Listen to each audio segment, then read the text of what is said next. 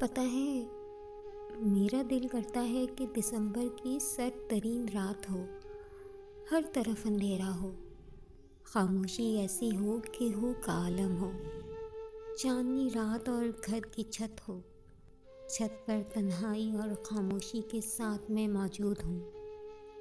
اس سرد اور خون جما دینے والی سردی میں بغیر کسی شال کے بیٹھ جاؤں اور سوچے مجھے ہر طرف سے گھیرے ہوں۔ چاند بھی میری طرح اداس، خاموش اور سوچوں میں ڈوبا ہوا ہو۔ ہوا کی ایک سرد سی لہر آئے اور کپکپی طاری کر دے، ایسی کپکپی کہ ہونٹ لرزتے لرزتے نیلے اور پلکیں بند ہونا شروع ہو جائیں۔ پھر ایسا ہو کہ ان بند ہوتی پلکوں میں جو آخری عکس لہرائے وہ تمہارا ہو۔